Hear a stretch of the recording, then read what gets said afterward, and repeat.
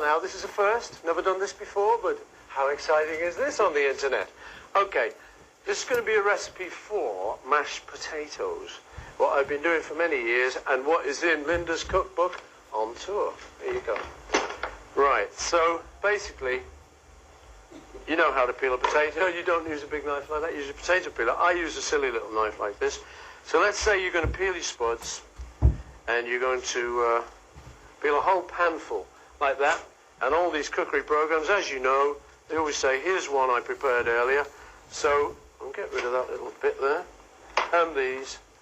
And this will, when it's peeled, in fact, let's peel it. Let's do the real thing. We'll peel this. And then this can go in with these others, what we have prepared earlier.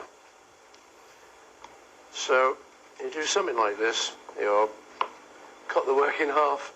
Here we go. You cut it something like that kind of size, roughly like that, that kind of thing.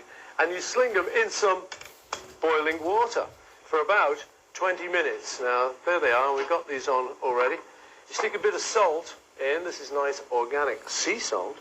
You just have a nice big fistful of that. You sprinkle that in. And those will take about 20 minutes. Now, the thing is, there's some people out there who are brilliant cooks. So, of course, I'm highly embarrassed to be telling you how to do this. So you can just have a laugh. Just sit back and have a laugh. The rest of you who don't know how to cook, like me, will be highly educated by this procedure. Okay, here we go. Here, while we're doing this, 20 minutes, what you do now is you can prepare the onion, which is like a little special touch. Not everybody has onion in mashed potatoes, but this is my little special touch. So here we go. I'm going to just cut around here on the onion, and hopefully this is going to then, this is not how you're supposed to do it probably, but you just pull the outside layer off here, sling the bits. Now, to do this, I'm sure there's a very professional way to do this, but I don't know it. So basically, I'll do this like as if I was doing this for myself, which, seeing as there's probably no one watching this program, I am. Okay, so you get your onion, and you try and get it looking vaguely respectable by taking some of these outer layers off. You've got it like this, it's looking pretty good now. Just cut that little toppy bit off. Oh, and a funny little bit's appeared in the middle of it. Well, okay, this is only a demonstration, all right? So we're not worried about that. Right, now here's the little trick. This is the trick, which Linda taught me. It's a brilliant trick, and it goes something like this. You take your onion, and then you cut lines across it like that, see? Straight across it like that, trying not to cut your finger off. All these chefs go a little bit faster than I do. This is the slow method. You cut that way once, diddle-a-da, then you turn it round and you cut the other way now. So now you've got little squares, little grid system going on the top of this little onion. And the nearer you put these lines, of course, it's going to be the finer the onion. Then what you do, this is the trick, turn it on here and you just do that, and look at that, you've got chopped onion.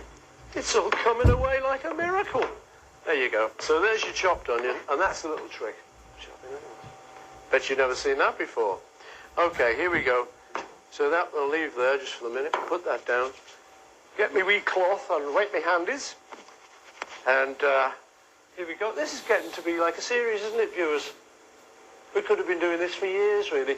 Okay.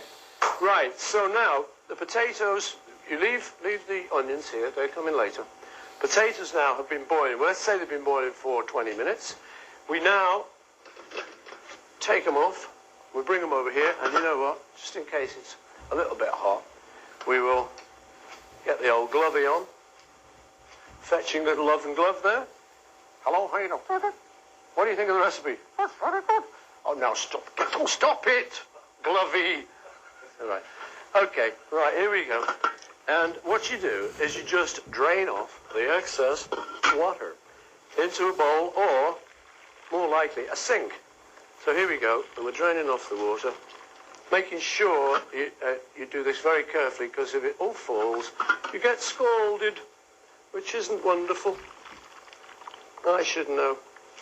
Okay, so that's that. And now we've got these guys. Now, these could probably go back on the heat a little bit there, just to dry them off a bit. And I'll get rid of that by sticking him there. Okay, so now, the next bit now that's dried off a bit, we're ready to go. Bring this back to the centre stage, and we get our potato masher, one of these things. And now we just go for it, and we mash the spuds. Let's give them a good hard mash here. Got a lot here, so it'll take a few minutes normally, but I'll just give them. I better not do them too roughly because it won't look so good and it won't taste so good. But this is what you do: you mash all these spuds up like this, and get them so there's no lumps, nice and fluffy.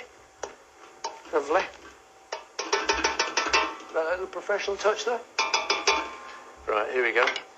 Then we take some margarine and non-hydrogenated. That's the trick. It's not good for you, hydrogenated, apparently. And then you take a little bit of this stuff and you just stick a little knob of that butter in there. And it just depends how naughty you want to be, really, because it tastes better the more you have. But so we'll stick a few knobs of butter in there. How about that many? That looks good to me. You let that melt, which it does, because the potatoes are hot. And then, if you like, you put a little bit of milk in. And this is just semi-skimmed milk. You can use any milk you like, or you can use soy milk. That's very good as well. And then, so even though we put some salt in before, now you put some more salt in. And this is just to taste, really, this bit. So I like them reasonably salty, and you'd be surprised how much salt you can put in, but watch it, because once you put too much in, you've had it. Right, so then you start whisking this up a bit, and it's sort of dryish. They're looking good though, starting to look good now. And now I'm going to do is put these onions in, last little thing, and I'm going to put a little bit more milk in. But those onions, the finer you chop them, the better probably. I'm sure you can do it a bit better than me. A little bit more milk, because they're looking a little dry. And then off we go, whisking again. And we're going to taste it. Very good. Give it a bit more of this one. Because, no laughing please, this is a serious cooking program. Oh yeah, it tastes good actually. Okay, here we go. Having tasted it like all the good chefs, having got it well fluffy, and doing my little professional knockoff thing there, I'm going to sling a little bit more salt in, just a little bit more flavour, and this sea salt is brilliant stuff, really cool. I'm going to then give that another bit of, what do you call it, whisking, and I don't bother with a professional whisk, fork is good enough for me. Right, so off we go. And that basically is your mashed potato.